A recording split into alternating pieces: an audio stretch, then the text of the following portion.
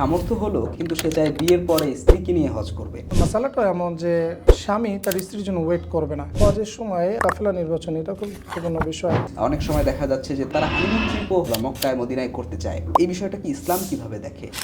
হজটা শুধুমাত্র হজ হবে না, বরং যেন এই হজটা আমাদের জীবনে একটা পরিবর্তন নিয়ে আসে, এই প্রচেষ্টা আমরা 2025-এ ইনশাল্লাহ করার চেষ্টা করব। আসসালামু আলাইকুম রহমতুল্লাহ। উস্তাজ কেমন আছেন? ওয়ালাইকুম সালাম রহমতুল্লাহি ওয়া বারাকাতুহু। আলহামদুলিল্লাহ ভালো আছি, আপনি কেমন আছেন? আলহামদুলিল্লাহ। আমরা আজকে হজ উমরা রিলেটেড মানুষের মনে বিভিন্ন প্রশ্ন জাগে বা আমরাও মাঝে মধ্যে এরকম প্রশ্নের সম্মুখীন হই। এই টপিকে আমরা কিছু আলোচনা করব, আপনার কাছ থেকে কিছু বিষয় জানবো।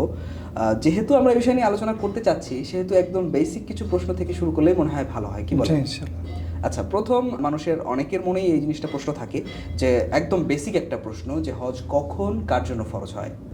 খুব গুরুত্বপূর্ণ একটি প্রশ্ন। সেটা হলো যে হজ কখন কার জন্য ফরজ হয়। হজ মূলত ফরজ তার জন্যই হয় যার হজের মানাসিকগুলো কমপ্লিট করার জন্য আর্থিক, মানসিক এবং শারীরিক সামর্থ্য থাকে, তার জন্যই আসলে হজ ফরজ হয়। আমরা বলতে পারি যে বালেগ হওয়ার পরে যদি তার হজ করার মতো, বাইতুল্লাহতে সফর করার মতো এবং হজের মানাসিকগুলো কমপ্লিট করার মতো আর্থিক, মানসিক এবং শারীরিক সামর্থ্য থাকে, তারই হজ ফরজ হয়। আলহামদুলিল্লাহ, সংক্ষেপে খুনের একদম বেসিক উত্তরটা আমরা পেয়ে গেছি। এরপরে আমরা অনেকের কাছে এই প্রশ্নটার সম্মুখীন হই বা অনেকে জানতে চায় যে হজ তো ফরজ হলো, বা কারোর উপর হজ ফরজ হলে ওই সময়ই করতে হবে কিনা, বা হজ ফরজ হয়েছে এখন সে তার সুইটেবল সময় বেছে নিতে পারবে কিনা, সেক্ষেত্রে হজ করার উপযুক্ত সময়টা কখন হতে পারে, এটা একটা প্রশ্ন। আর এই সাথে প্রাসঙ্গিক আর একটা প্রশ্ন, যে কারোর উপর হজ ফরজ হলো, ওই সময় সে করলো না, পরবর্তীতে যে সময়টা চলে গেল, অতিবাহিত হলো, তখন আর তার হজ করার সামর্থ্য নেই, তো এখন তার জন্য সে যে হজটা করতে পারেনি, হজ ফরজ ছিল, এটার জন্য সে গুনাহগার হবে কিনা? এটাও আসলে আমাদের সমাজে দেখা যায় অনেক সময় যে একজন মানুষের হজ করার সামর্থ্য হলো, কিন্তু সে অনেক দিন ধরে অপেক্ষা করে এবং এমন একটা সময় চলে আসে যে সে আর পরে দেখা যায় সামর্থ্যটা থাকে না, যেহেতু এটা আর্থিক বিষয়ের সাথে সংশ্লিষ্ট, এমনকি শারীরিক বিষয়ের সাথে সংশ্লিষ্ট। একটা মানুষ দেখা গেলো সুস্থ আছে এখন, কিন্তু কিছুদিন পর সে অসুস্থ হয়ে গেল। এর জন্য এই মাসালাতে ওলামা একরাম দুটি মত দিয়েছেন। একদল ওলামা একরাম মনে করেন যে যখন হজ ফরজ হবে তখনই তার এটা করা উচিত, নাহলে সে গুনাহগার হবে। এবং আরেকদল ওলামা একরাম তারা বলে থাকেন যে যেহেতু এটা জীবনে একবার ফরজ, সুতরাং সে চাইলে এটাকে দীর্ঘায়িত করতে পারে, অর্থাৎ সে পিছনে নিয়ে যেতে পারে, পরবর্তী সময়ের জন্য ওয়েট করতে পারে। তবে এই ক্ষেত্রে এই দুইটা মতের মধ্যে আমার কাছে মনে হয়েছে, যেহেতু শারীরিক এবং যে আর্থিক সামর্থ্য এটা সবসময় মানুষের একরকম থাকে না, সেক্ষেত্রে আমার ব্যক্তিগতভাবে আমি মনে করি যে যখন আর্থিক শারীরিক সামর্থ্য মানুষের চলে আসবে তখনই হজটা করে ফেলা উচিত। আলহামদুলিল্লাহ, তাহলে আমরা বলতে পারি যে এটার প্রথম প্রশ্ন যেটা ছিল যে উপযুক্ত সময় কোনটা, এবং শারীরিক দিক থেকে আপত্তি কিংবা বাধ্যবাধকতার যে বিষয়টা, দুইটার সামঞ্জস্যভাবে এভাবে বলা যায় যে সামর্থ্য হলে করে ফেলাটাই হচ্ছে নিরাপদ। আর একটা জিনিস দেখা যায় আমাদের দেশে যে প্র্যাকটিসটা রয়েছে, যে অনেক সময় দেখা যায় যে বৃদ্ধ হলে মানুষ হজ করবে, যে তার রিটায়ারমেন্টের পরে যুবক বয়সে সামর্থ্য হলে করতে চায় না। আর এখানে একটা বিষয় রয়েছে যে হজ করার ফলে মানুষ নিষ্পাপ হয়ে যায়। তো আমি যদি আগে আগে হজ করে ফেলি, তাহলে তো নিষ্পাপ হয়ে গেলে আবার অনেক পাপ করার একটা অপরচুনিটি থাকে। তো সেক্ষেত্রে মানুষ চায় যে না, একটু বৃদ্ধ হয়ে গেলে, ছেলে মেয়ে বিবাহ দিয়ে গেলে সব কিছুই তখন ভালো হয়ে যাব এবং তখন একটা হজ করে মাসুম হয়ে যাব।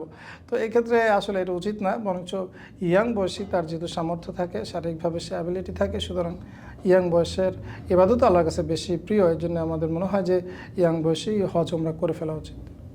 আচ্ছা, এর সাথে প্রাসঙ্গিক, যেহেতু ইয়াং বয়সে আপনি হজ করার ব্যাপারে বললেন, এর সাথে প্রসঙ্গক্রমে এটা চলে আসে যে অনেকে চায় সামর্থ্য হলো কিন্তু সে চায় বিয়ের পরে স্ত্রীকে নিয়ে হজ করবে। হ্যাঁ, এটা তো অবশ্যই যে নবদম্পতির হজ করার একটা গুরুত্ব আছে, একটা আধ্যাত্মিকতা দুজনের মধ্যে একটা ভালো বন্ধন তৈরি করতেও কার্যকর হতে পারে। তো সব মিলিয়ে আমাদেরকে যদি একটু ধারণা দিতেন যে এটার প্রথমত এটার গুরুত্ব সম্পর্কে, নববিবাহিতদের হজ করা, দ্বিতীয়ত এই যে একটা টেন্ডেন্সি অনেকের মনে কাজ করে যে বিয়ের পরে একসাথে করব, অথবা বিয়ের পরে দেখা যায় যে স্বামীর সামর্থ্য হয়েছে কিন্তু সে অপেক্ষা করে স্ত্রীরও সামর্থ্য হলে, তখন সে দুজনের করার সামর্থ্য হলে তখন একসাথে করবে। যে আসলে যেটা হয়েছে যে একজন মহিলার যখন হজ করতে যায় তখন তার একজন সফর সঙ্গী লাগে, একজন মাহরাম থাকতে হয়। তো এই মাহরামের সমস্যার কারণে হাজব্যান্ডরা চায় যে তাদের স্ত্রীদেরকে নিয়ে একসাথে হজ করবে, কারণ দিন শেষে দেখা যায় যে স্ত্রীর হজটাও অনেক সময় স্বামী বিয়ার করে, এরকম স্বাভাবিকভাবে বাংলাদেশে দেখা যায়, এটা হয়।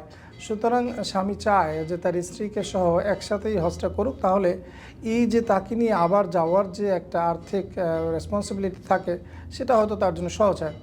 তবে আমরা বলি যে এবং মশালাটা এমন যে স্বামী তার স্ত্রীর জন্য ওয়েট করবে না, বরং স্বামীর যখন তার হজ করার ক্যাপাবিলিটি হয়ে যাবে তখনই সে হজ করবে।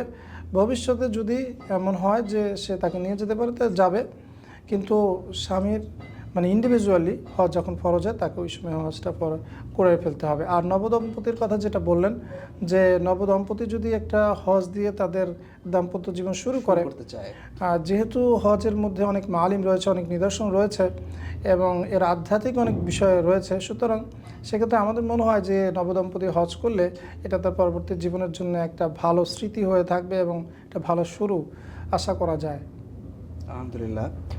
এখানে আরেকটা বিষয় যে আমরা অনেক সময় দেখতে পাই, ইদানিংকালে দেখা যাচ্ছে যে যারা অনেক হারাম কাজের সাথে যুক্ত কিংবা নাটক, সিনেমা, এরকম অনেকেও চায় যে তারা হজে যাবে একটা ট্যুর হিসেবে, মানে ইটসেলফ তারা আসলে হজের যে স্পিরিচুয়াল ভাইবটা এইটাকে তারা কতটা ধারণ করে এটা আসলে সন্দেহের বিষয়।